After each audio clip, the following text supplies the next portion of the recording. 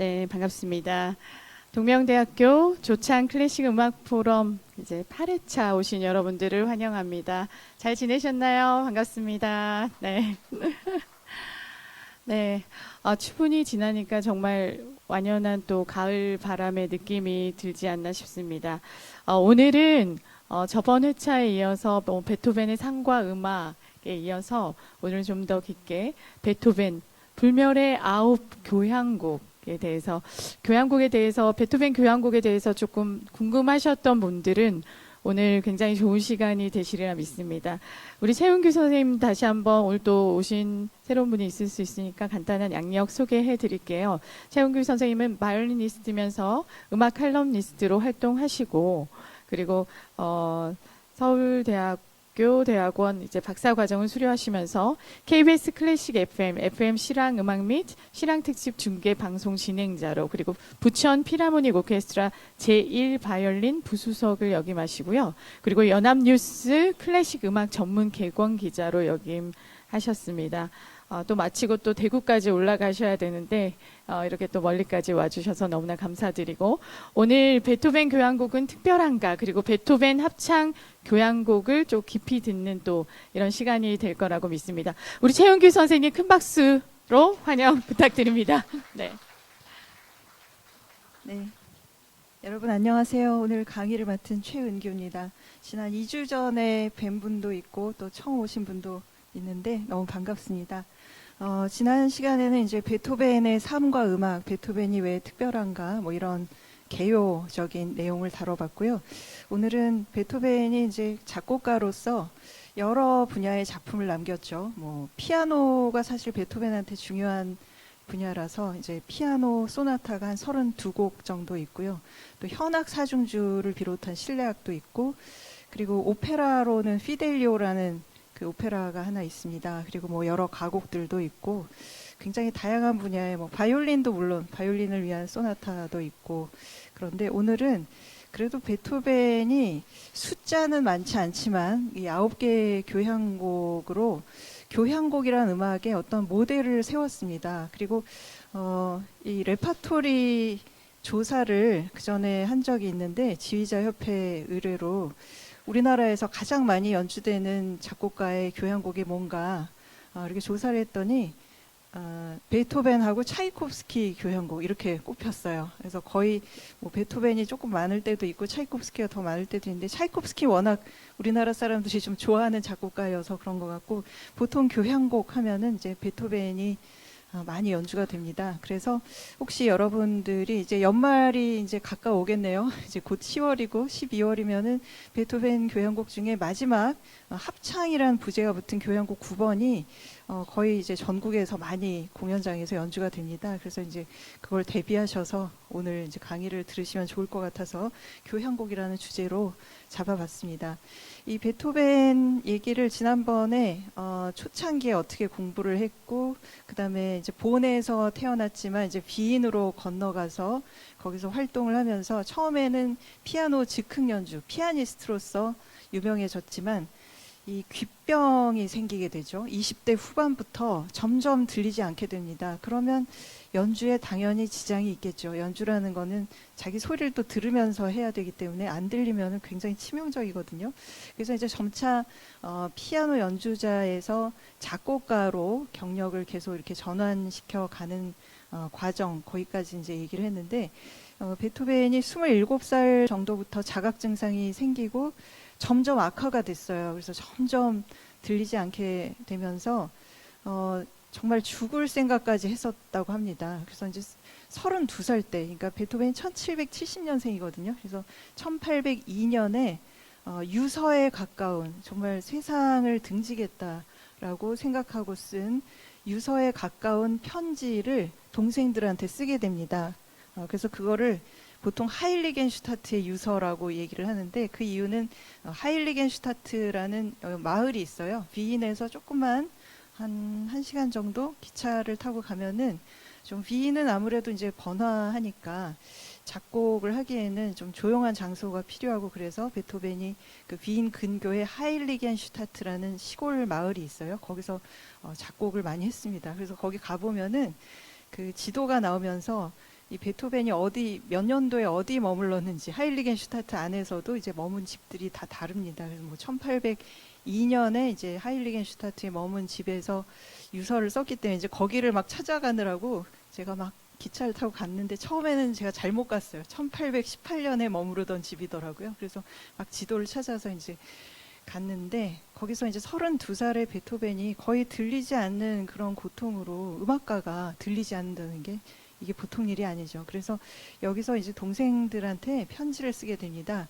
베토벤이 원래 이제 형이 있는데 아주 일찍 죽었기 때문에 사실상 장남이고 살아남은 동생들이 남동생 둘이에요. 그래서 남동생 둘 앞으로 그러니까 자기가 이제 세상을 떠날 것처럼 얘기를 하면서 뭐 이 피아노는 네가 이렇게 처분하고 뭐는 이렇게 하고 뭐 그런 얘기도 나오는 와중에 이제 그 중에 뭐 몇 가지를 제가 인용한 건데요.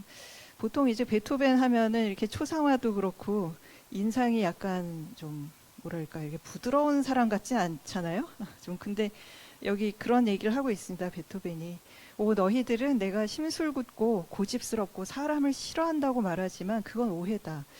근데 그럴 수밖에 없는 게 귀가 잘 안 들리면 사람을 좀 피하겠죠. 이게 잘 안 들리니까 답하기도 힘들고, 그러니까 사람 관계가 힘들어질 것 같아요. 귀가 잘 들리지 않으면. 근데 나 원래 그런 사람이 아니고, 나는 굉장히 그 부드러운 감정으로 가득하고, 사람 만나는 거 좋아하고 이제 그런다. 하지만 내가 지금 지난 6년간 굉장히 절망적인 상태로 지내왔다. 왜냐하면 이제 귀가 들리지 않고 나아지질 않는 거예요. 그래서 사람들한테 처음에는 당연히 숨기겠죠. 자기가 잘 들리지 않는다는 걸 얘기한다는 건 좀 창피한 일일 수도 있죠. 음악가로서 잘 안 들린다는 게 더욱더. 그래서 이런 얘기도 나옵니다. 이 귀가 들리지 않는 슬픈 경험이 가혹하게 나를 쓰러뜨린다. 그래도 나는 사람들에게 내 귀가 잘 들리지 않으니까 좀 더 크게 소리쳐 말해달라고 그렇게 얘기할 수가 없다는 거죠. 그러니까 숨기고자 한 거죠. 그러면서 계속 나아지겠지 하면서 이제 치료를 받았는데 전혀 나아지기는커녕 점점 더 악화되고 있었던 거죠. 그래서 굉장히 슬픈 와중에 정말 세상을 떠나고자 그렇게 생각을 했지만 그러나 나의 내면에 있는 모든 것을 불러내기 전에 세상을 떠난다는 것은 불가능한 일인 것 같다라는 이 구절이 뭔가 이렇게 여지를 남깁니다. 이게 편지에 거의 이제 목숨을 끊을 것처럼 얘기하지만 이런 말이 나와요. 그래서 결국은 이 편지를 동생들한테 보내지를 않고 그냥 서랍 속에 넣습니다. 그냥 이렇게 문서로 남아있긴 하지만 편지를 붙이지 않고 정말 그 내면에 아직 남아있는 뭔가를 불러내기 시작한 거예요. 그래서 오히려 지금 이게 여기가 이제 하일리겐슈타트의 베토벤이 산책하던 산책로예요. 뭐 별다를 건 없지만 그래도 이제 베토벤이 산책했다 그래서 저도 괜히 귀를 막고 막 이렇게 솜으로 틀어막고 이렇게 걸어보기도 하고 그랬습니다. 시냇물 소리도 들리고 참 아름다운 곳이에요. 근데 하여튼 이런 아름다운 마을이지만 이 귀가 들리지 않는 고통 속에서 이런 유서를 썼다가 결국은 그냥 서랍 속에 넣어버리고 1802년이죠. 그래서 보통 1802년을 기점으로 32살의 베토벤 이전과 이후의 음악이 굉장히 달라집니다. 그러니까 내면에 있던 거를 막 불러내기 시작한 거예요. 죽을 각오를 했던 사람이 뭘 못하겠어요. 그래서 오히려 더 과감한 음악들을 쓰게 되는데 오늘날 우리가 베토벤 하면 이제 뭐 예를 들어 피아노 소나타 중에 뭐 열정 소나타 뭐 이런 곡들, 그 다음에 피아노 협주곡, 황제, 뭐 이렇게 좀 우리의 귀에 익숙하고 들어본 곡이다, 베토벤 곡이구나 하는 그런 전형적인 작품들은 초기가 아니라 중기 이후, 그러니까 32살 이후에 작곡됐다는 게 아주 주목할 만합니다. 그러니까 사람이 어떤 큰 고통 속에 있을 때 크게 변화하느냐 아니면 삶을 포기하느냐 이제 둘 중에 하나인데 베토벤은 그거를 극복해내고 오히려 더 자기 거를 내놓기 시작한 거죠. 그래서 1802년부터 대개 이제 1818년 정도에 거의 들리지 않았다고 해요. 점점 들리지 않다가 완전한 침묵까지 도달하는 요 시기를 보통 베토벤의 이제 초기, 중기 시절의 베토벤 이렇게 얘기를 하고 우리가 알고 있는 많은 베토벤의 명곡들이 탄생하게 됩니다. 활력 넘치고 강력하고 뭐 그런 스타일이 이 중기 베토벤의 모습이고요. 그다음에 후기는 전혀 들리지 않았기 때문에 뭐 왼쪽인가 하여튼 어디가 아주 약간은 들렸다고 하지만 거의 뭐 안 들린 거나 다름이 없고 내면의 침묵 속에서만 생활을 한 거죠. 그러니까 들을 수 있는 소리는 자기 내면의 소리예요. 그러니까 그거를 마치 그대로 곡으로 옮겨 놓은 듯한 그 말년의 좀 평온한 양식, 이게 이제 후기 양식이라고 할 수 있겠습니다. 그래서 이런 세 가지 초기, 중기, 후기 이렇게 보통 뭐 어떤 작품이든 그렇게 나누면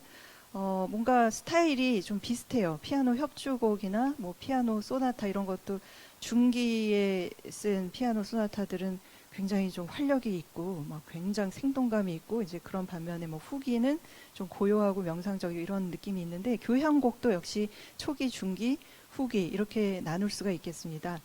초기는 베토벤이 이제 9개의 교향곡을 썼는데 그중에 1번과 2번 이거는 사실 베토벤 교향곡 전곡 연주회를 하면은 하는데 이 곡만 주요 프로그램으로 이렇게 연주한 일은 그렇게 많진 않아요. 아무래도 이제 베토벤의 본격적인 개성이 아직 덜 드러났고 하이든과 모차르트의 그 선배 음악가들의 영향이 좀 많기 때문인 것 같아요. 그래서 1번, 2번은 이제 초기로 분류하고 우리가 정말 많이 알고 많이 들어온 그런 교향곡들은 3번 이후의 교향곡인데 3번이 그 유명한 에로이카, 뭐 영웅 교향곡이라고 불리는 작품이고요. 그다음에 5번이 보통 운명이라고도 하는데 베토벤 스스로 운명이라는 표제를 붙이진 않았기 때문에 또 뭐 쓰지 말아야 된다 이런 얘기도 있습니다. 근데 뭐 하여튼 처음에 따따따따 하는 그게 운명이 문을 두드리는 소리라고 베토벤 스스로 그렇게 말을 했다는 그런 증언이 전해지고 있어요. 그래서 뭐 그 운명 교향곡이라고 보통 얘기하는 거 전원 6번 이게 좀 유명합니다. 이렇게 뭔가 부제가 붙은 곡들이 좀 유명한 곡들이고요. 그다음에 7번은 부제는 없는데 상당히 많이 영화 음악으로도 사용이 돼서 많이 알려진 곡입니다. 그래서 대개 베토벤 교향곡 이러면 홀수 번호 교향곡이 좀 유명하고 좀 강력한 느낌이 들고 그리고 또 9번은 오늘 좀 후반에 좀 많이 할 건데 9번도 홀수죠.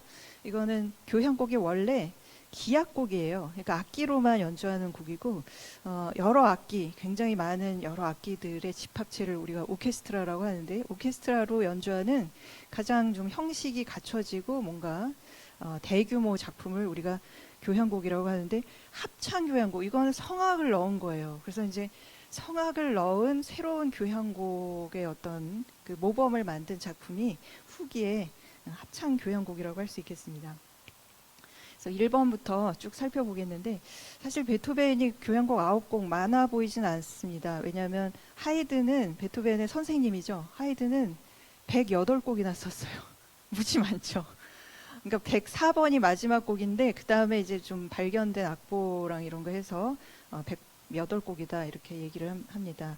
근데 모차르트는 한 50여 곡 정도 돼요. 그러니까 41번이 마지막 작품이긴 한데 그 이후에 또 발견된 거 이걸 교향곡으로 볼 수 있다 뭐 아니다 해가지고 50몇 곡 정도. 그럼 왜 이렇게 베토벤은 조금 썼느냐 이렇게 얘기할 수 있는데 교향곡이라는 음악이 이렇게 대규모 곡이 아니었던 거죠. 하이든이나 모차르트 시대에는 좀 간단한 기악곡이었어요. 물론 뭐 1악장, 2악장, 3악장, 4 이렇게 뭐 악장도 나뉘어 있고 뭐 그렇긴 하지만 좀 여흥을 위한 곡이고 사실 원래 교향곡이라는 음악은 그 기원은 이탈리아 오페라 17세기의 오페라라는 게 이제 극과 음악이 결합된 그런 하나의 장르잖아요. 근데 오페라를 상연할 때 막이 오르기 전에 연주하는 짧은 기악곡을 심포니아 교향곡이라고 불렀어요. 아주 간단한 음악이었어요. 근데 그게 뭔가 재밌으니까 따로 연주가 되다가 독일로 그 심포니아가 건너가면서 좀 심각하고 뭔가 진지한 음악으로 점차 변모하면서 이렇게까지 된 겁니다. 그래서 베토벤 시대까지 오면은 교향곡을 한 9곡쯤 쓰면은 이제 작곡가가 이제 세상을 떠날 정도의 나이가 되는 거죠. 왜냐하면 한 곡 한 곡이 매우 중요하기 때문에 그렇습니다. 그럼 베토벤 교향곡 1번은 그러면 어떨까? 1번은 아직 초기 작품이긴 합니다. 근데 대개 이제 교향곡을 보면은 이게 이제 30살 때 썼어요. 30살. 아직 유서 쓰기 전이죠. 근데 보면 대개 이제 교향곡이라는 음악은 오케스트라로 연주하는 거고 악장 구별이 있어요. 그래서 이제 하나의 이제 1악장 해서 하나의 그 좀 소나타 형식이라든지 그런 형식을 갖춘 조금 긴 빠른 곡이 이제 1악장인 경우가 많습니다. 그리고 되게 이제 음악회에 가시면은 이런 걸 볼 수가 있죠. 뭐 베토벤 교향곡, 뭐 심포니 넘버 원, 뭐 오프스 21. 오프스는 오피라고 여기 썼는데 오프스의 약자입니다. 이거는 그 작곡가가 자기 이름을 걸고 그 출판한 순서대로 붙이는 거예요. 그러니까 그래서 이제 교향곡 중에는 1번이지만 베토벤이 이렇게 출판한 순서로 봤을 때는 이 교향곡 1번이 21번째 출판 작품이라는 그런 뜻으로 이해를 하시면 됩니다. 그래서 다음에 또 뭐 피아노 곡을 하시겠지만 피아노도 피아노 소나타 몇 번, 오프스 몇 이렇게 나오는데 그건 이제 출판 순서입니다. 근데 보시면 1악장 해놓고 되게 이제 로마자로 쓰고 뭐 아다지오, 몰토 뭐 이런 이탈리아어로 써 있어요. 이게 뭐냐면 이탈리아가 원래 음악의 오랫동안 이제 중심지였던 나라고 그래서 독일 작곡가를 할지라도 작곡을 하면 이제 이탈리아어로 음악 용어를 쓰는 거예요. 근데 쉽게 말해서 1악장이 이런 곡이다, 이런 템포의 이런 성격의 곡이다라는 걸 그냥 이탈리아어로 쓰게 됩니다. 그래서 아다지오 몰토는 매우 느리게 혹은 뭐 심오하다는 뜻도 있고 그래서 느린 서주로 시작을 한다는 뜻이에요. 그 다음에 알레그로 콘브리오로 이어진다. 그래서 이제 좀 빠르게 변한다는 그런 뜻인데 항상 교향곡은 이렇게 느리게 시작하는 경우가 많아요. 왜냐하면 요즘처럼 우리 뭐 공연장이 몇 개 뭐 그냥 뻔하잖아요. 서울의 예술의 전당 콘서트 홀, 뭐 음향이 어떨지 알 수 있고, 뭐 롯데 콘서트 홀이다. 그러면 이제 알 수 있는데 그 당시에는 어디서 연주할지 모르니까 음향 테스트용으로 약간 느리게 시작하게 그래서 이제 서주가 붙었다 이런 설이 있어요. 그래서 뭐 이런 식으로 돼 있고 이 악장은 뭐 안단테 칸타빌레 콘 모토 이거는 약간 느리고 노래하듯이 그러면서 조금 이렇게 좀 모토 좀 가는 거. 좀 이렇게 빠르게 약간 활기 있게 그 다음에 3악장은 메뉴에토라는 미뉴엣이죠. 궁정, 춤곡 뭐 이런 걸로 작곡을 하는 게 전통이었어요. 그리고 마지막 악장, 빠른 악장 이렇게 돼 있는데 30살 때 베토벤이 아주 야심찬 음악회를 비인에서 열게 됩니다. 브루크 극장이라고 지금도 있긴 한데 새로 지은 건물이고 베토벤 시대의 이 브루크 극장은 왕실 극장으로서 대관도 아주 힘들었다 그래요. 여러 가지 작업 요건을 갖춰야만 훌륭한 음악가여야만 이제 여기서 자기 작품을 발표할 수 있었는데 30살의 베토벤은 이제 그런 자격이 주어졌죠. 그래서 여기서 자기 제1 교향곡을 발표를 하게 되는데 모차르트와 하이든의 곡과 나란히 자기 작품을 선보이면서 자신이 이제 하이든과 모차르트의 계보를 잇는 그런 작곡가라는 걸 알려주게 됩니다. 그래서 이제 이런 4개 악장으로 된 교향곡을 쓰게 되는데 이게 이제 교향곡 1번의 첫 부분이에요. 자, 이게 교향곡 1번 첫 부분 느리게 시작한다고 말씀드렸죠. 아다지오, 몰토. 근데 이걸 들으면 좀 이상한 느낌이 좀 안 드시는지 모르겠어요. 이게 왜냐하면 보통은 이게 지금 C 메이저의 곡이고 그러면 이제 도미솔로 이렇게 시작을 해야 그게 정석인데 이 곡은 시작하면서 끝나는 화음을 써요. 너무 웃겨요. 이게 이거 끝나는 거 띠띠라 하고 이제 끝나는 종지형이거든요. 그러니까 베토벤이 첫 곡부터 농담을 하는 거고 굉장히 과감하다는 것을 알 수가 있어요. 그래서 이제 이런 거를 알 수가 있고 그러고 나서 이제 여기서부터 이제 제대로 이제 C 메이저가 전개가 되고 그래서 이런 식으로 썼는데 이 지금 교향곡 악보를 보셨는데 이런 거 보는 사람이 지휘자예요. 이 많은 악기를 다 외우는 거예요. 저도 뭐 지휘법을 학교 다닐 때 배우긴 했지만 다 외워서 오라 그러더라고요, 선생님이. 그래서 이제 근데 지휘를 오케스트라로 이렇게 지휘 수업을 받는 게 아니라 이제 피아니스트가 이제 앉아 있고 그걸 이제 지휘를 하는 건데 선생님이 막 이렇게 하다가 지금 오보에 파트가 연주하는 멜로디를 노래하면서 지휘하라는 거예요. 그러니까 다 외워야 되니까 당연히 오보에 하라 그러면 오보에 노래할 수 있어야 되고 바이올린 뭐 제2 바이올린 노래하라 그러면 다 할 수 있어야 되는. 근데 이게 지금 굉장히 복잡하지 않습니까? 이거를 사실은 알아야 교향곡을 좀 이해할 수가 있어요. 맨 위에 플룻이라는 악기, 목관이죠. 그다음 맨 아래쪽은 현악기, 뭐 제가 전공한 바이올린을 비롯한 더블 베이스 뭐 이런 악기들이 있는데 그래서 요거를 조금 이해를 하는 게 좋을 것 같아서 공연 이제 보러 가시면은 이런 오케스트라를 보실 수가 있지 않습니까? 여기 보시면 여기 맨 앞에 현악기가 앉아요. 근데 오케스트라의 현악기는 현을 이렇게 튕겨서 연주하는 그런 악기보다는 활로 마찰을 시켜서 연주하는 차련악기가 주종을 이루는데, 그럴 수밖에 없는 게 지소금을 내기가 좀 힘들잖아요. 튕기는 악기는. 그래서 이제 바이올린 같은 그 활을 사용하는 악기, 그다음에 목관이 있고, 그다음에 금관이 있고, 그다음에 이제 타악기군이 좀 시끄럽고, 그러니까 이제 맨 뒤에, 그러니까 소리가 클수록 좀 뒤에 앉는 게 좋겠죠. 금관도 소리가 크니까 이런 식으로 앉게 되고, 가운데 지휘자가 있는데, 현악기는 이제 제가 전공한 바이올린이 가장 숫자가 많죠. 아무래도 오케스트라에서 기본이 되는 악기고, 바이올린보다 좀 큰 비올라, 첼로, 더블 베이스가 있는데, 바이올린이 이제 두 파트로 나뉘게 됩니다. 그래서 퍼스트 바이올린과 세컨 바이올린이 있어서, 그래서 어떤 분은 뭐 악기점에서 세컨 바이올린 살 수 있냐고 그런 사람이 있대요.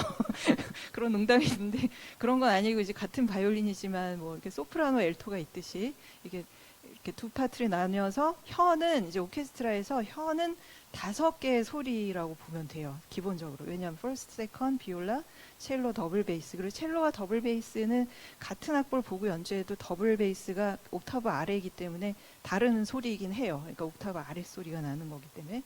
그리고 이제 이런 체계가 있습니다. 제가 예전에 부수석이었는데, 부수석이 이렇게 높은 건 아니고 제일 악장이 제일 높은 사람이에요. 그러니까 전체 오케스트라의 대표고, 그다음에 지휘자 나오기 전에 막 이렇게 조율하는 사람 있죠. 뭐 오보에한테 A 달라고 해서 이제 A 맞추고, 뭐 이런 사람이 악장, 부악장, 수석, 부수, 뭐 이런 체계가 있어요. 그래서 거의 군대 조직 비슷해요, 솔직히 말해서. 그래서 이게 다 자리가 다 이게 그 오디션 순서대로, 그 점수대로 그렇게, 물론 우리나라는 좀 다르지만 해외는 정확하게 이 순서가 등수나 마찬가지예요. 그래서 이제 앞 사람 보고 똑같이 활도 써야 되고, 이제 그렇습니다. 그리고 이제 두 사람이 같이 악보를 보죠. 보면대를 같이 보기 때문에, 그래서 인사이드가 악보 넘겨주고 뭐 이런 위계도 있고 그렇습니다. 그래서 이렇게 5개의 소리가 있다. 그래서 이제 제1바이올린, 2바이올린, 비올라, 그다음에 음자리표도 다 다르죠. 더블 베이스 이런 식으로 적게 되고요. 그다음에 이제 목관, 뭐 우리가 어렸을 때 연주했던 리코더도 목관 악기이긴 해요. 왜냐하면 그 나무관이나 혹은 뭐 플라스틱으로 된 리코더도 물론 있습니다. 근데 하여튼 구멍을 뚫어 가지고 막거나 열거나 해서 음고를 조절하는 그런 관악기를 목관악기라고 해요. 근데 리코더는 근데 현대 오케스트라에는 들어가지 않습니다. 왜냐하면 진화가 덜 돼가지고 소리도 작고, 옛날 오케스트라에 있었어요. 그래서 요즘 오케스트라에 있는 악기는 플룻, 오보에, 클라리넷, 바순이라는 악기고, 요 가운데 사람이 수석이에요. 그래서 이제 플룻 솔로가 나온다 이러면은 이 수석 주자가 불게 되죠. 그래서 이제 1, 2, 3 이런 식으로 돼 있는데, 플룻은 잘 아시다시피 이렇게 가로로 불고, 다 계량이 돼. 이분은 이제 나무로, 요즘도 나무로 만들 수 있습니다. 근데 보통은 우리나라는 좀 금을 선호해가지고 막 14K 막 이런 거, 악기 자체 재료값도 굉장히 많이 들죠, 플룻은. 근데 예, 여기 사진에는 나무로도 만들 수 있어요. 나무, 요즘 기술이 발달해서. 그래서 이제 키 장치가 붙어 있고, 여기가 오른쪽이 오보에, 그다음에 클라리넷이랑 오보에가 좀 비슷하지만 클라리넷이 더 이제 저음역이고 좀 약간 다르게 생겼어요. 그리고 네, 이렇게 리드가 있어서 안쪽에 붙어 있는 게 클라리넷의 특징이고, 그다음에 뭐 파got 혹은 바순이라는 악기가 이렇게 길게 생긴 악기, 이게 제일 저음이 나는 악기입니다. 그래서 이게 필수적인 악기예요. 플룻, 오보에, 클라리넷, 바순. 이거는 꼭 들어가야 되고, 뭐 베토벤 교향곡이다 이러면 이제 악보에 이 곡은 플룻이 1명만 들어가도 되는구나, 아니면 2명 들어가는 곡이구나라는 거를 이제 악보를 보면 다 알 수가 있는 겁니다. 그다음에 이제 금관도 4개의 악기가 기본이 되는데, 혼, 트럼펫, 트럼본, 튜바, 이런 4대의 악기가 기본이 됩니다. 근데 베토벤 교향곡에는 튜바는 아직 안 나옵니다. 이 악기는 이제 뭐 바그너라든지 아니면 브람스 교향곡도 한 2번 정도밖에 안 나오고, 좀 후기로 가야만 나오는 굉장히 큰 저음 악기고요. 홀은, 트럼펫은 뭐 모차르트 교향곡에도 늘 나오는 곡이고, 베토벤은 이 트럼본이 지금 여기 넣기 위해서 더 작게 했는데 사실 굉장히 큰 거고, 트럼펫보다 훨씬 크죠. 그리고 슬라이드를 사용하는 저음악기인데, 이 트럼본이 소리가 굉장히 큽니다. 그래서 이걸 넣느냐 아니냐가 많이 다른데, 베토벤은 교향곡 5번서부터 넣었어요. 그 전에는 트럼본이 나오지 않습니다. 5번에 나오고 6번에 나오고 7번에 다시 안 나오고 9번에 다시 또 나오고 그렇습니다. 그리고 이제 타악기로는 뭐 이런 여러 가지 악기가 있는데 두드리는 건 다 타악기이기 때문에 뭐 악보에 써 있으면은 뭐 해야 돼요. 그래서 예를 들어 제가 부천 필하모니 오케스트라에서 일할 때 마할러라는 작곡가의 교향곡을 전곡을 국내 최초로 연주를 했거든요. 근데 마할러 교향곡 6번에 보면은 나무 망치가 타악기로 나와요. 그런 악기가 어디 있습니까? 그래서 그거를 이제 제작을 했어요. 목공소에 가가지고 이제 소리에 적합하게끔 크기나 이런 것도 뭐 써 있지도 않아요. 그래서 이제 그거를 하여튼 우리가 연구를 해가지고 망치를 만들었습니다. 그러니까 그런 것도 다 타악기인데 기본적으로 꼭 들어가야 되는 악기로는 팀판이라는 악기가 있죠. 바로 이건데요. 팀판 이게 들어보면은 높이가 이렇게 있어가지고 이게 하나만 치면 안 돼요. 이게 그래도 한 곡을 하려면은 도하고 솔은 나야 되잖아요. 뭐 도, 솔, 파 뭐 이런 정도 한 3개 정도는 있어야 되고 뭐 많게는 4개. 그다음에 뭐 팀판이 2세트를 놓고 하는 경우도 있어요. 팀판이 진짜 2명이 필요한. 그러니까 중요한 악기죠. 이거는 타악기 중에서도 아주 많이 나오고 팀파니가 흔들리면 정말 끝장이에요. 그래서 제2의 지휘자라고 보통 얘기할 정도로 중요한데 팀파니뿐 아니라 이제 그 외에 뭐 여러 가지 다른 악기가 더 들어갈 수 있습니다. 근데 이제 베토벤 교향곡에는 그렇게 뭐 타악기가 많이 나오진 않고 팀파니는 그냥 필수적으로 들어있고 9번 교향곡에만 뭐 베이스 드럼, 트라이앵글, 뭐 심벌즈 같은 악기가 더 들어가기도 합니다. 그래서 이렇게 이런 악보가 이제 완성이 되는 거예요. 그래서 이제 목관을 가장 위에 써주고요. 왜냐하면은 목관이 좀 솔로하거나 이렇게 그러면은 떠오르는 느낌도 있고 그래서 아래 쓰는 것보다는 목관이 좀 위에 있는 게 보기에도 좋고 그래서 맨 위에 씁니다. 그리고 고음악기서부터 저음으로 이렇게 내려가고 그 다음에 이제 여기 금관, 그 다음이 타악기, 그 다음에 맨 아래가 현악기 이런 식으로 악보를 씁니다. 그래서 교향곡 한번 연주하려면 얼마나 이 많은 악기들이 협력을 해야 되는지 아마 잘 아실 거예요. 그러니까 쉬운 건 아니고 그리고 이제 교향곡이 점점 초기 교향곡부터 더 복잡해진 것도 이제 악기도 더 많이 들어가고 이제 악보도 복잡해지고 그러다 보니까 전문 지휘자도 필요하게 된 거고 그렇게 된 겁니다. 그래서 이제 이런 식인데 교향곡 1번의 가장 중요한 특징은 뭐냐면은 보통 교향곡 할 때 1악장은 뭐 느린 서주가 있는 소나타 형식, 2악장은 좀 느리고 그다음에 3악장은 미뉴엣이라는 춤곡으로 돼 있고 4악장은 다시 빠른 곡 뭐 이런 식의 어떤 형식이 정해져 있는데 3악장이 미뉴엣이라는 건 뭐냐면은 궁정 춤곡이거든요. 그래서 하이든 교향곡 100번에 미뉴엣 이런 게 미뉴엣이 하나, 둘, 셋, 하나, 둘, 셋, 하나, 둘. 그러니까 왈츠랑은 조금 다 왈츠는 이렇게 통통 튀는 게 있는데 미뉴엣은 조금 그거보다 느리면서 뭔가 권위가 있어요. 이렇게 뭔가 귀족들이 좀 폼 잡으면서 추는 춤인데 이게 미뉴엣이라는 춤은 17세, 그러니까 루이 14세의 그 궁정, 그러니까 프랑스 절대 권력의 상징이지 않습니까? 루이 14세, 태양왕. 그러니까 그런 프랑스 궁정에서 미뉴엣을 많이 췄어요. 그래서 미뉴엣이라는 음악에는 어떤 사회적인 의미가 있냐면 절대 왕정이라는 사회적 의미를 우리가 은근히 느낄 수 있는 거예요. 그런 음악을 들으면은 아 이거 그 옛날 음악이구나. 그 시대 음악이고. 근데 이제 베토벤은 이미 프랑스 대혁명이 지나고 나폴레옹 시대로 지금 접어들고 있는데 지금 시대에 안 맞지 않습니까? 이런 궁정 음악이. 그래서 어떤 식으로 작곡을 했냐면 바꿨어요. 미뉴엣이라고 썼는데 하나 둘 셋 하나 둘 이렇게 빨라. 아까 궁작작이 아니라 하나 둘 셋 하나 둘 셋. 그래서 이거를 이렇게 지휘할 수가 없고 한마디를 하나로 이렇게 지휘를 해요. 그래서 컸다가 작았다가 막 이런 거. 그러니까 이거는 사실은 미뉴엣이라고 쓰긴 했어요. 악보에는 미뉴엣이라고 나와 있는데 음악은 전혀 미뉴엣이 아닙니다. 그러니까 베토벤이 반항을 한 거죠. 그러니까 30살의 베토벤이 그 선배들이 미뉴엣을 썼지만 나는 그런 거 이제 못 쓰겠다 해가지고 사실은 미뉴엣이라고 해놓고 지금 들은 이런 음악은 스케르초라고 보통 부르는 좀 그런 음악입니다. 아주 빠르고 예측 불허한 그런 음악인데 스케르초라는 말 자체는 그 농담이라는 뜻이 있거든요. 그래서 농담이라는 게 왜 우리가 예상치 못한 말을 들었을 때 막 폭소가 터져 나오지 않습니까? 그런 거 같은 곡이에요. 그래서 한번 잠깐만 들어보시죠.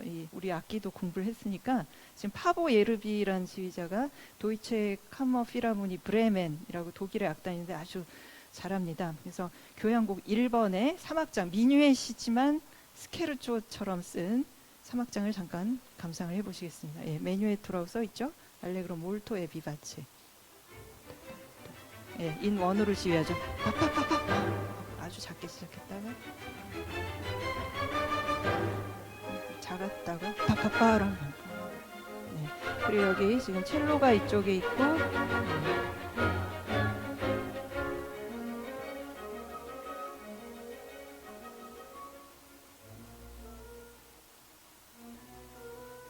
네, 이건 바순이네요. 네, 지금 더블 베이스, 네, 팀판이 보이고.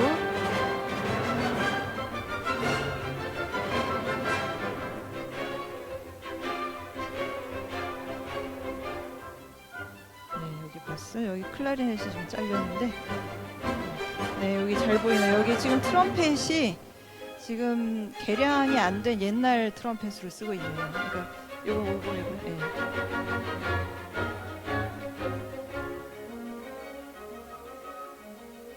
네, 플룻 이거는 이제 금이나 은으로 만든 플룻인 것 같습니다. 네, 작았다가 확 커지고.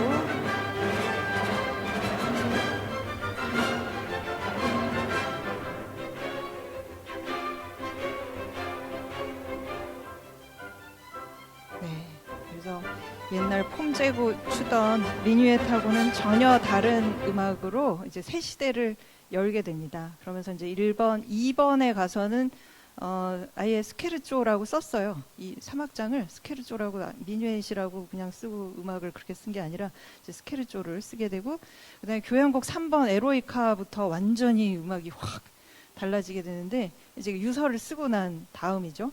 이 곡은 아주 특이한 점이 많아요. 일단 너무너무 길어요. 보통 교향곡 전악장 한 20분, 25분 그 정도? 근데 이 곡은 50분 정도나 되고 이상한 형식이 들어가 있어요. 1악장이 일단 뭐 굉장히 길 뿐 아니라 알레그로 콘 브리오, 이게 베토벤이 많이 썼던 나타낸 말이에요. 빠르고 콘 브리오는 이제 생기를 가진 빠른 그런 걸 아주 베토벤이 좋아했습니다. 근데 2악장이 장송 행진곡이라는 뜻이거든요. 여기 보시면 이게 좀 이상해요. 아다지오 아사이, 매우 느리게.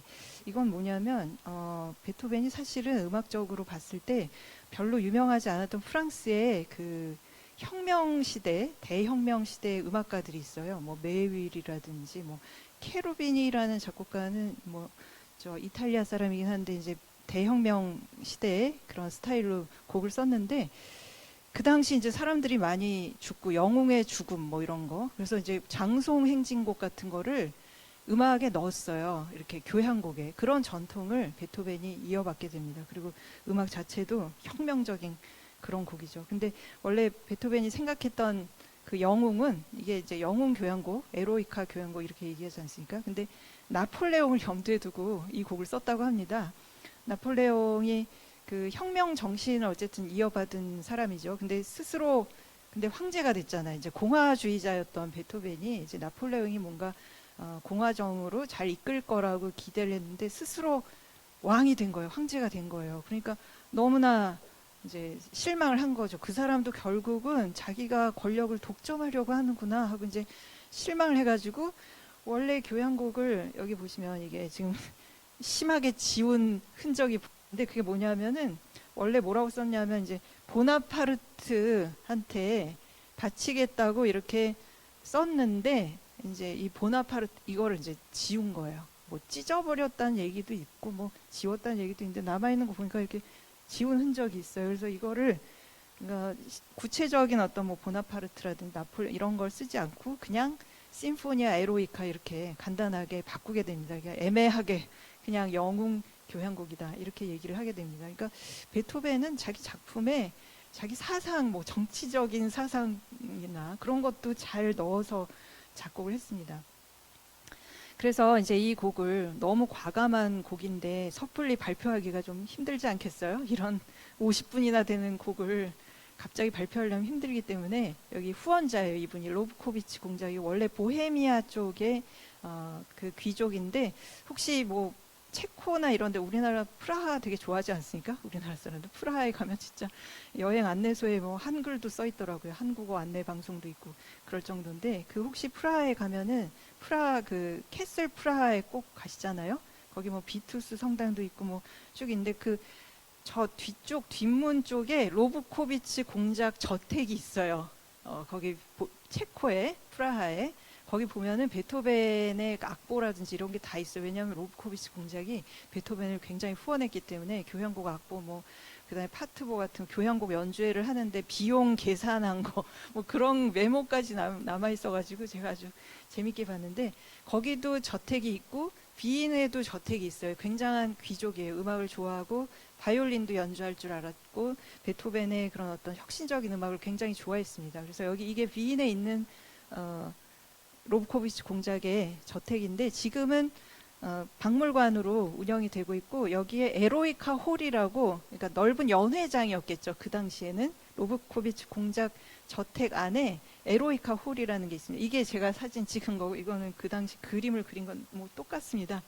바로 여기인데 이제 박물관처럼 해놓고 근데 그 안에 에로이카 홀에서 이 베토벤이 영혼 교향곡을 발표하기 전에 미리 리허설, 그러니까 사적인 초연이라고도 할 수 있겠어요. 왜냐하면 몇 명의 귀족들을 아는 지인들 불러다가 하이든 선생님도 모시고 해서 한번 들어봐 달라 해가지고 그런 사적인 초연 자리를 마련하게 됩니다. 근데 이런 게 작곡가한테 굉장히 중요한 게 들어봐야 알 수 있는 게 있지 않습니까? 아무리 악보를 쓰고 어느 정도 어떤 소리가 날지 안다고 해도 실제 그걸 연주를 했을 때 어떤 효과가 있는지 이런 걸 들어볼 수 있기 때문에 상당히 이제 연주자를 고용하고 뭐 먹이고 뭐 하여튼 여러 가지 비용이 드는 일임에도 불구하고 이 로브코비치 공작이 흔쾌히 이제 그런 자리를 마련하게 됩니다. 근데 거기서 하이든 이분이 이제 영화 장면이에요. 하이든 선생님이 깜짝 놀란 거예요. 너무 과감해가지고 그래서 이제 모든 게 이제 오늘부터 모든 게 달라질 거다라고 이제 하이든이 얘기한 거고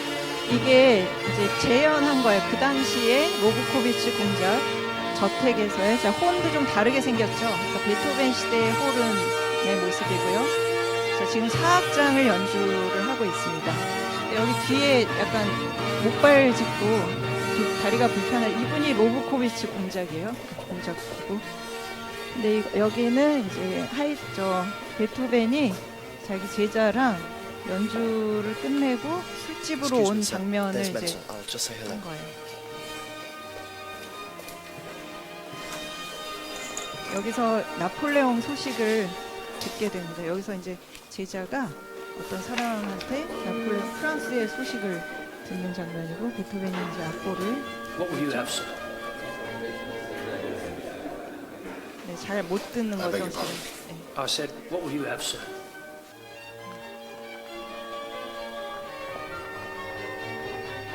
네, 그래서 이거는 이제 사적인 초연을 듣고 나서는 이분은 또 베토벤이 사랑했던 여성 중에 한 분입니다. 제자가 이제 그 프랑스의 소식을 듣고 와서 선생님한테 얘기를 하는 거예요. Menzel's just back from his club. There's news from Paris. What news? Bonaparte's just made himself emperor. 네, 보나파르트가 스스로 황제가 되었다고. Emperor. 네. Yes. He's had a coronation 그러니까? and everything. He's no longer first consul. He's an emperor. 그랬더니 이제 여기 보나파르트라고 썼는데 여기서 막 찢어버려요. 첫 페이지를 막. Just like all the others.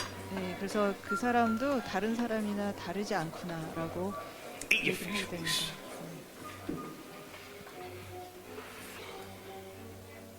자, 이거는 이제 BBC에서 그 초연 장면을 이렇게 다큐멘터리 영화처럼 만든 건데 그래서 이제 여기서 이게 장면이 끝나고 이제 사악장 마지막에 폭발적인 종결 부분 나오게 됩니다.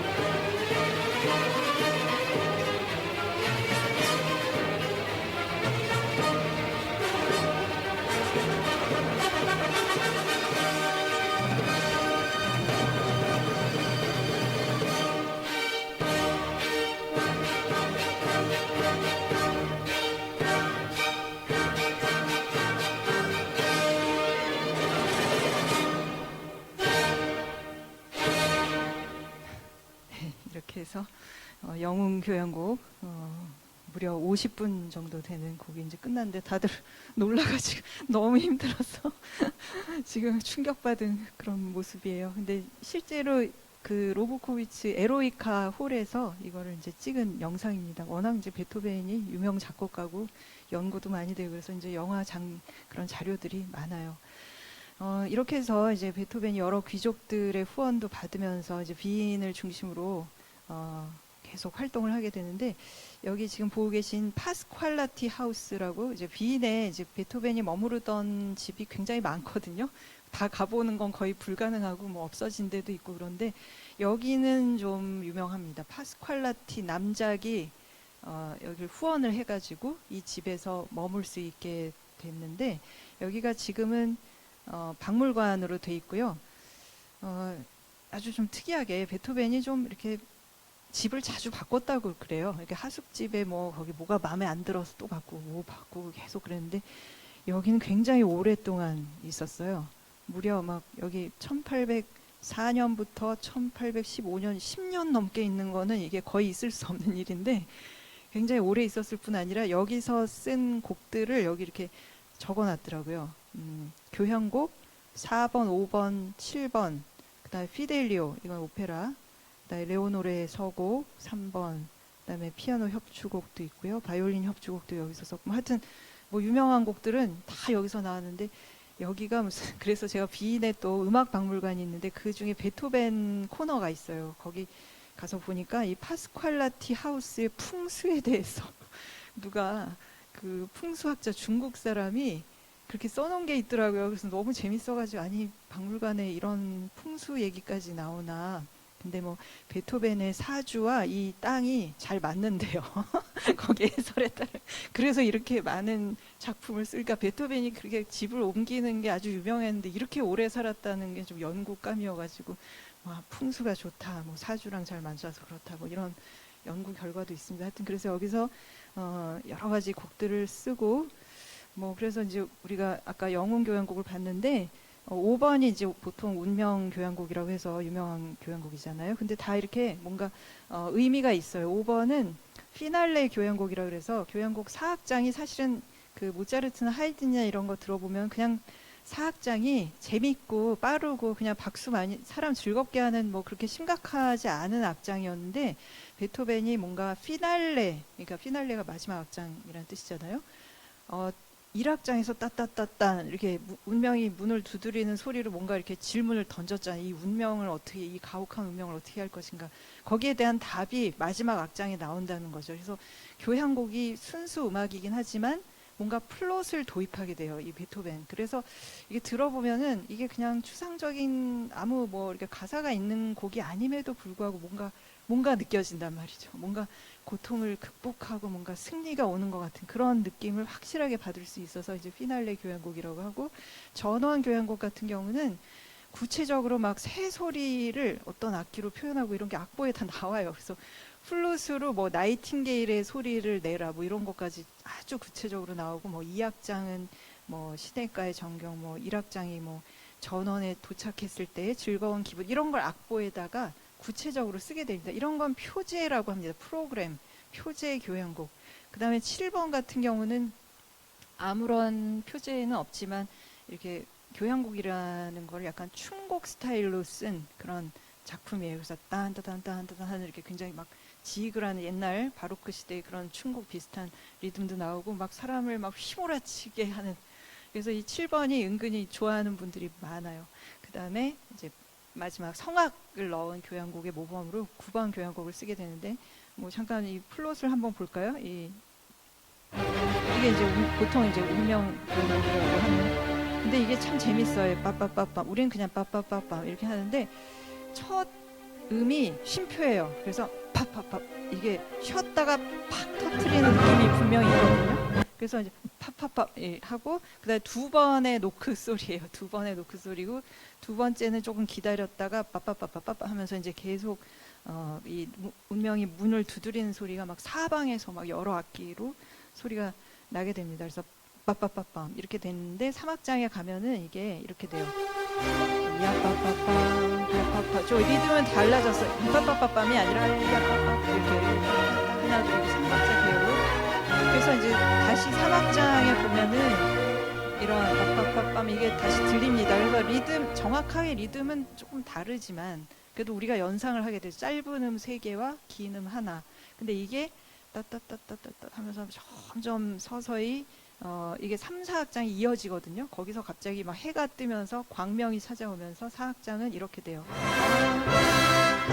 이제 막 트럼펫이랑 그다음에 이제 트럼본이 큰 소리로 받쳐주게 돼요. 밑에서. 그래서 이제 이걸 모든 운명을 극복한 승리의 환호성이 울리게 돼요.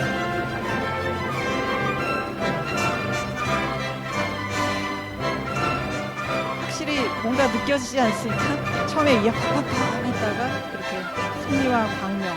그래서 보통 이제 어둠에서 광명이다 뭐 해가지고 그래서 4악장 악보를 보면은 여기 새로 트럼본 여기 3개 트럼본 이 3대가 알토, 테너, 베이스 트럼본이 더 들어가고 바슨이라는 악기 아까 길게 생긴 악기 있지 않습니까? 그거보다 더 너무 길어서 저렇게 구분 모양으로 된 바슨 콘트라 바슨이죠. 혹은 더블 바슨이라고 한 뭐 그다음에 플룻 중에 좀 작은 악기는 이제 피콜로라고 하는데 이런 악기들을 넣어가지고 승리의 이제 환한 햇빛 같은 거를 잘 표현하게 돼. 특히 이제 트럼펫이 그런 환한 찬란한 느낌을 강조하게 됩니다. 그다음에 이제 시간이 많지 않기 때문에 교향곡 9번을 들어보시겠는데 9번은 베토벤이 이제 거의 들리지 않았던 시기에 쓴 거고 비인에서 조금 더 기차를 타고 좀 이렇게 조금 가면은 바덴이라는 곳이 있어요. 그래서 바덴에도 베토벤 하우스가 있고 여기는 잘 모르시더라고요. 사람들이 그 독일의 본에 있는 베토벤 하우스는 많이 가는데 탄생지니까. 근데 여기 바덴에 있는 베토벤 하우스는 베토벤이 여기서 후기에 아주 중요한 걸작들 합창 교향곡도 포함해서 이런 곡을 쓴 곳인데 여기 보면 이제 거의 선생님이 나오실 것 같은 그런 식으로 침대와 막 이렇게 모자랑 옷도 그대로 이제 걸려 있는 모습이에요. 이게 여기 2층에 침실이 있더라고요. 여긴 작업하시던 그런 책상이고 이 사진 너무 좋아가지고 예전에 막 제 바탕화면에 막 깔아놓고 그랬었어요. 그리고 여기 작업하시던 이 피아노 요즘이랑 좀 다르죠. 피아노가 그때는 좀 작았습니다.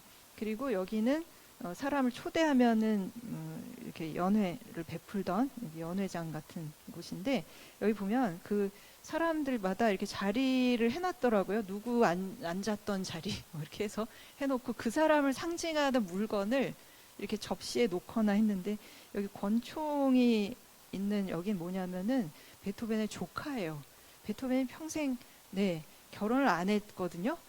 독신역 뭐 좋아하는 여성 많았는데 결국 다 귀족이어가지고 결혼에까지 이르지 못했고 근데 아마 아들이 있었으면 하는 바람이 있었던 모양이에요. 그래서 자기 동생이 남동생이 바로 아래 동생이 좀 일찍 죽었어요. 그러니까 조카 카를 자기가 양육하겠다고 그 제수랑 막 법정까지 가서 투쟁을 해가지고 자기 아들로 입양을 한 거예요. 그래서 이제 카를 입양을 했는데 얘는 이제 음악적인 재능이 별로 없었어요. 근데도 너도 베토벤이야 하면서 막 너무 열심히 가르치고 그래서 얘 때문에 거의 작곡을 못하던 기간이 있었어요. 이 베토벤이.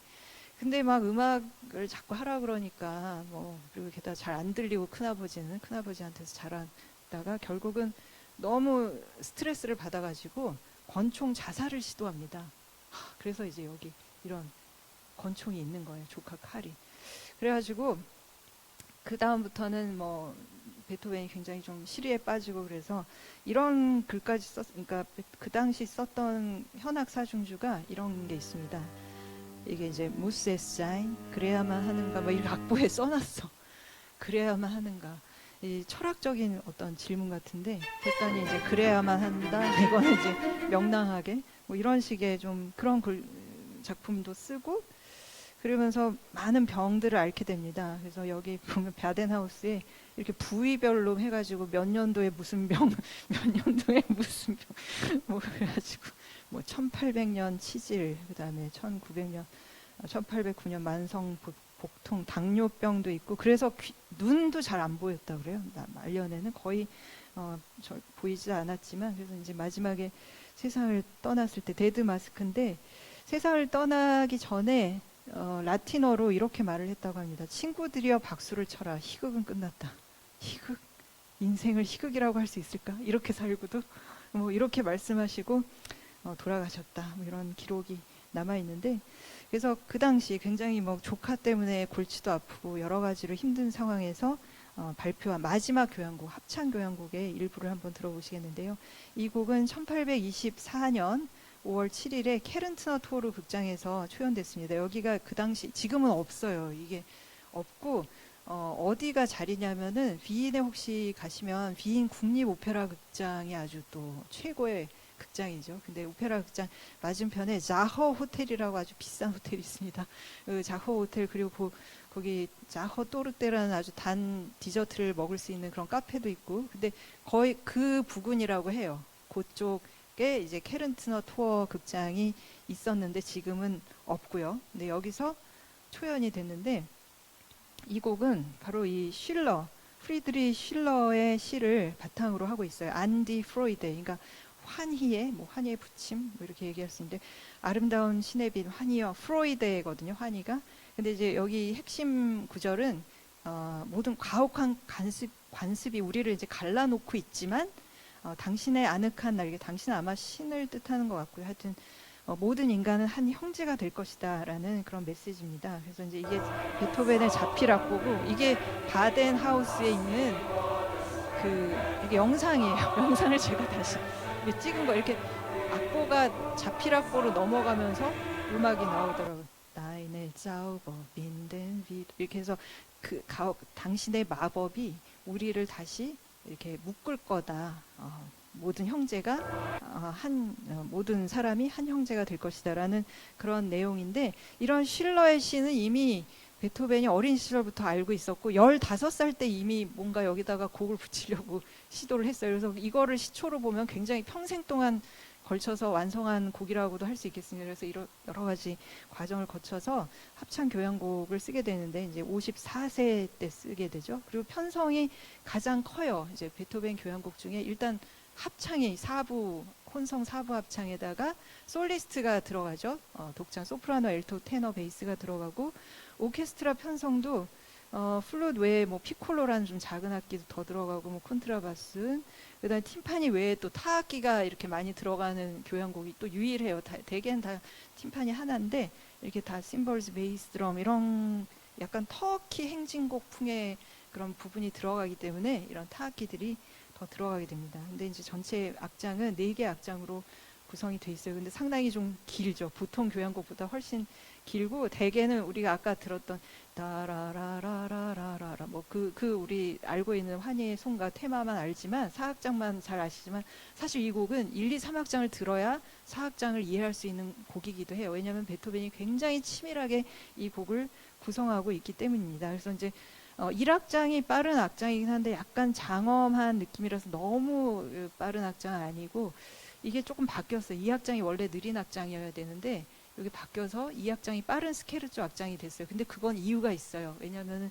이렇게 악장이 갈수록 뭔가 1악장이 어떤 인간의 분열이라든지 대립 같은 거, 비탄의 뭐 어떤 우리가 분열된 세계, 서로 자기 잘났다고 하는 세계가 1악장이라면 2악장은 거기서 도피하고자 하는 어떤 뭐 술이나 마시지 뭐 인생 포기한 사람처럼 막 노는 거. 근데 이제 3악장은 느린 악장, 어떤 사랑에 대해서 얘기를 하고자 했어요. 그러면 느린 악장이 2악장으로 가면 이게 순서가 잘 안 맞잖아요. 그래서 뭔가 이렇게 악장 순서를 바꿔가지고 숭고한 사랑에 대해서 얘기할 땐 좀 느린 악장이 더 적합하겠죠. 그래서 이제 3악장이 되고 마지막이 성악이 나옵니다. 그러니까 합창단이 처음부터 노래하는 건 아니고 이제 4악장에서 드디어 이제 인간의 목소리가 나오게 되는데, 1악장을 들어보면 아주 특이해요. 이게 1악장이 이게 이제 바이올린 현악기만 나오고 있는데 미라 라미, 이게 퍼스트 바이올린이 이게 뭐 노래하기도 뭐 그냥 조각조각 단편 같지 않습니까? 음악이 따단 이게 뭐냐 뭐지? 그래서 마치 이렇게 태초에 뭔가 먼지 같은 세포들이 모여서 이렇게 해서 다 합쳐졌어요. 하면 여기서 여기서 이제 뭔가 이게 주제구나 이런 걸 얘기하려고 하는 곡이구나라는 걸 알 수 있어요. 그래서 빠밤 빠밤. 그래서 이 곡은 아주 특이하게도 보통 교향곡은 그냥 빵 하고 이제 큰 소리로 되게 시작을 하는데 이 곡은 그냥 아주 작은 소리에서 우주의 뭐 이렇게 천지창조 같은 느낌으로 해서 쫙 모여들어서 빠밤 빠밤 하는데 이게 문제가 뭐냐면 빠밤 이게 조가 이게 D라는 음이 굉장히 중요한 단조의 곡인데 또 조금 있다가 B 플랫이라는 음이 또 중요해요. 그러니까 으뜸음이 약간 원래 D 단조의 곡이긴 해요. 근데 다른 조성도 거의 동등하게 우세하기 때문에 이게 분열적이에요. 이 곡을 들으면. 그래서 1악장 연주할 때 주무시는 분이 많은데 그 이유가 어려워서 왜냐하면 D도 아니고 B 플랫도 아니고 막 이상한 거야 곡이. 그리고 이제 끝나는 부분이 좀 비탄스럽게 좀 끝납니다. 그래서 하여튼 뭔가 좀 아직 안 풀리는 암울하구나 이렇게 생각을 할 수 있겠어요. 근데 그러다가 2악장이 되면 뭔가 이렇게 팡팡 하면서 확 이렇게 뭔가 깨우고 우리 그러지 말고 우리 놀러 가자 하면서 이제 이런 식으로 스케르초인데 여기저기서 막 이런 춤 같은 느낌의 빠른 춤, 광란의 춤 같은 그런 느낌의 음악이 나옵니다. 그래서 되게 2악장은 1악장이 어떤 인간 세상의 분열이라면 그걸 포기하는 사람들이 이게 춤판을 벌이면서 도피 같은 뭐 그런 식으로 생각할 수 있겠어요. 그러다가 3악장이 되면 굉장히 아름다운 멜로디가 나오게 되는데 메짜보체라 그래서 목소리를 좀 이렇게 절제하지만 너무 이렇게 그래서 이거 연주가 힘든 게 저도 많이 해봤지만 막 1악장에서 막 이러다가 여기서 갑자기 조절을 해서 막 호흡이 긴 멜로디를 너무 아름다운 그 숭고한 그런 사랑의 느낌을 이제 이렇게 표현하게 됩니다. 그래서 1, 2, 3악장으로 갈수록 뭔가 이제 대립했다가 그다음에 놀다가 그래도 우리가 숭고한 사랑을 찾아야 된다. 뭐 여기까지 온 게 3악장이에요. 그러다가 이제 4악장이 되면은 이렇게 시작을 해요. 처음에 4악장이 이렇게 시작을 해요.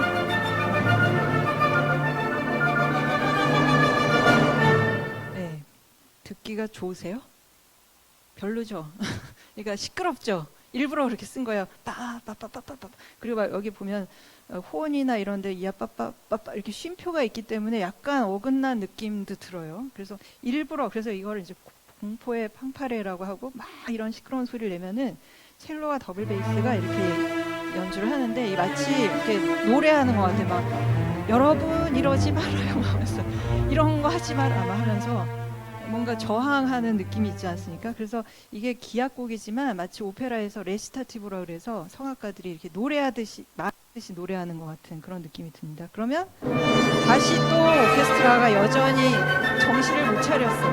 막 시끄러운 곡을 연주해요. 그러면 이거 봐 그러지 말랬잖아 하면서 이제 그런 음악을 하지 말고 이렇게 시끄럽고 혼란스럽지만 좀 괜찮은 음악을 좀 해봐 하면 오케스트라가 뭐라고 하면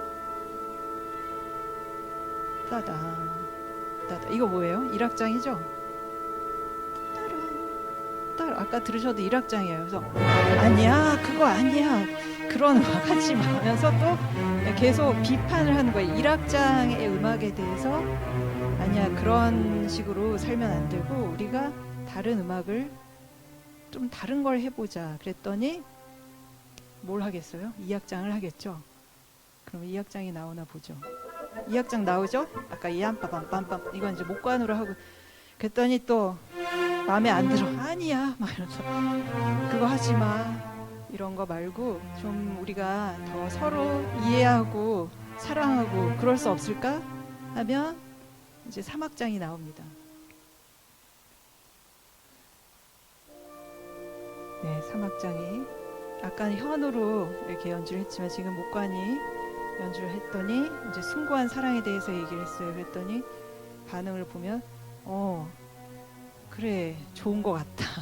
그래서 막 거세게 반발은 안 하지만 근데 사랑이지만 어떤 사랑이어야 될까? 그래 숭고한 사랑은 좋아.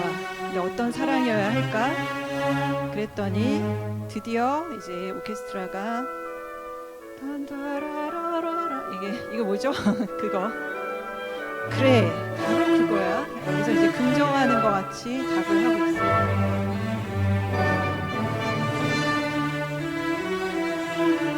그래, 그런 우리 사랑이 이제 인류에 대한 아까 이제 그냥 숭고한 사랑이 아니라 내 옆에 있는 사람만 사랑하는 게 아니라 모든 사람을 사랑할 수 있어야지라고 이제 결론을 맺게 됩니다. 그러면서 여기 환희 부분이, 그러니까 이 곡이 처음엔 기악만 이렇게 나와요. 그러니까 사악장 처음부터 합창이 나오는 게 아니라 이제 기악 부분을 듣고 계십니다. 그러면 첼로가 드디어 바바바바바 하면서 이제 이 환희의 송가를 노래하고, 그 다음에 똑같이 베이스가 그 다음에 오 친구들이여 이런 음악이 아닙니다라고 한 다음에 환희의 송가를 이제 성악 부분에서 프로이드의 환희, 프로이드, 이게 이제 쉴러의 시인데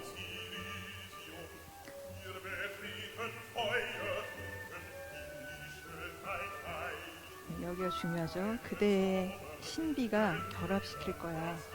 우리 관습이 갈라놓은 것을 모든 인류는 형제가 될 것이다. 오 다인 쌍도 그리고 당신의 아니까 그러면 이제 합창이 또 따라서 자 근데 멜로디 자체는 정말 단순해요. 그죠? 그냥 이렇게 다 그냥 순차 진행이에요. 근데 이게 위대해요. 그러니까 베토벤의 따라라라라라 너무 쉬워서 누구나 다 따라할 수 있고, 근데 이거를 뭐라고 하냐면 절대적인 멜로디라고 얘기합니다. 그러니까 아주 단순한데 모든 걸 표현할 수 있는. 그래서 이걸로 저는 몰라요. 찬송가로도 부르는 것 같아요. 여기다가 곡을 붙여가지고. 그래서 지금 제가 음원을 못 따와서 그러는데 지금 이 구조가 팡파레. 그러니까 시끄러운 인간 세상을 먼저 보여주는 거야. 그리고 그걸 비판해. 그래서 그랬더니 오케스트라 1, 2, 3악장을 얘기하는데 다 비판하고 이런 음악이어야 한다 하고 얘기를 하고 환희의 송가를 한 다음에 다시 베이스 가수가 일어나서 뭐라고 하냐면 환희의 송가 하기 전에 오 프로인데 하면서 막 그 독창을 해요. 그래서 이런 음악을 하지 말고 좀 더 좋은 음악을 합시다 라고 하면 이 프로이드 슈네 이걸 노래하게 돼요. 얼마나 정말 논리적인 사람인지 알 수 있죠. 베토벤 교향곡 9번이 물론 뭐 합창이 나오고 가사 내용이 그렇다 그러는데 이런 구조를 자세하게 보면은, 그리고 지금 1, 2, 3 이게 다 절수입니다. 그래서 이거 다 자세하게 알려드리고 싶은데 오늘 시간이 많이 부족하네요. 그래서 마무리로 베토벤이 했던 얘기를 인용하면서 마치려고 합니다. 나는 신이 다른 어떤 누구보다 나의 예술에 더 가까이 있음을 안다. 나는 두려움 없이 내 안에 신과 의논한다. 나는 내 음악이 어떤 운명을 맞을지 조금도 걱정하지 않는다. 내 음악을 듣는 사람은 누구든 다른 인간들을 짓누르는 온갖 불행에서 벗어날 수 있을 것이다. 너무 멋있죠? 네, 동의하시면 박수 치면서 끝내도록 하겠습니다. 네, 감사합니다. 네, 혹시 뭐 질문이 있으시면 더 해주시고요. 네. 평소에 잠만 자다가 제 얘기 들으니까 앞으로 잠을 좀 덜 잘 것 같습니다. 예. 제가 두 가지 질문을 드리고 싶은데요. 네. 첫 번째는 금방 해설하신 이런 그 내용들이 베토벤이 사후에 자기가 이렇게 작곡했다고 글을 남긴 건지, 안 그러면 사회 음악가들이 이런 의미일 거라고 유추 해석을 한 건지, 그게 첫 번째 질문이고요. 두 번째는 모차르트는 영화가 아마데우스란 영화가 나와 있던데 베토벤도 관련된 혹시 그런 영화가 있으면 소개 하나 부탁합니다. 네. 이 베토벤은 자기 작품에 대해서 뭐 시콜콜 다 해설을 남긴 건 아니고요. 보면 우리가 분석을 해보면 알 수가 있으니까 1악장의 단편이 여기 나왔구나, 그걸 비판을 했구나. 그리고 쉴러의 시도 베토벤이 배치도 바꾸고 베토벤이 넣은 가사도 있어요. 자기가 이런 음악을 하지 말자 뭐 이런 거는 쉴러의 시에 없거든요. 그러니까 그런 거를 우리가 학자들이 연구해서 이런 식으로 이제 분석을 해서 해설을 할 수 있는 것이고요. 그리고 영화는 베토벤 영화는 상당히 많이 나온 편입니다. 일단 게리 올드만이 주연한 그 불멸의 연인이라는 영화가 좀 유명하고요. 지난번에 제가 보여드렸던 영화 중에 최근에 나온 독일 영화인데 베토벤이에요. 그냥 베토벤이라고 검색하면은 나오는 영화도 있고, 아까 보여드린 그 영웅교향곡 영상은 BBC 그 다큐멘터리인데 그냥 에로이카, 그것도 DVD가 절판이 안 됐으면 DVD로 나온 게 있습니다. 에로이카라고 나온 것도 있고, 네. 그리고 다른 다큐멘터리도 제가 또 몇 개 본 것 같습니다만, 하여튼 많이 나온 편입니다. 베토벤. 네. 네, 네. 그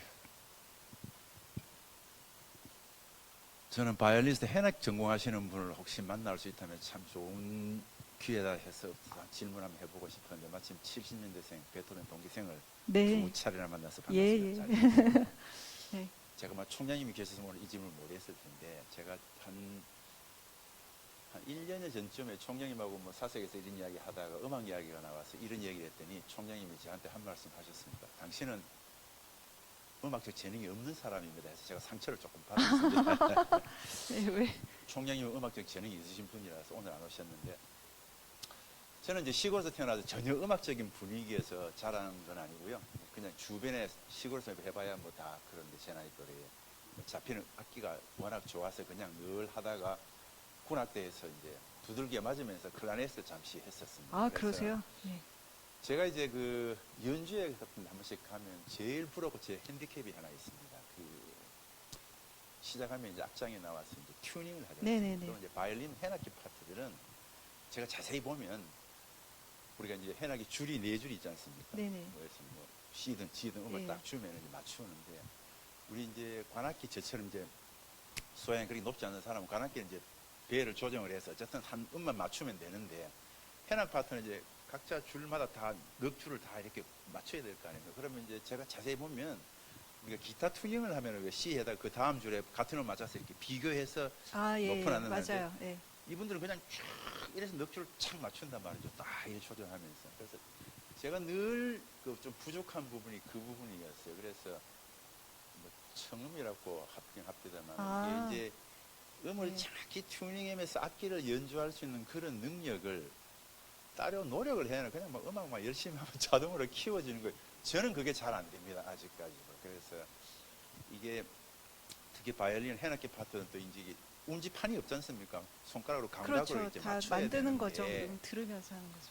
그런 착한 음을 내는 듣고 탁 높다 낮다 이거 착한 음을 내는 것들은 어떻게 따로 큰 음악 전공 과정에서 이게 교육 과정으로 그게 들어있나요? 아니면은 그냥 이렇게 열심히 연주하거나 하다 보면 그게 자동적으로 키워지는 건가요? 저같이 이렇게 그런데 조금 약한 사람은 그런 게 좀 더 착히 음을 내기 위해서 별도로 공부를 해야 되나요? 아니면 뭐 그냥 지금처럼 열심히 하면 되는 건가요? 열심히 하지도 할 행편은 안 됩니다만 난 아, 그게 제일 좀 부러웠어요. 일단 해악 음악 파트에서 네. 키 음을 맞춰가는 그런 과정들에 어떤 과정들 주로 밟게 되는지 좀 궁금해서. 아니 그냥 하는 거고요.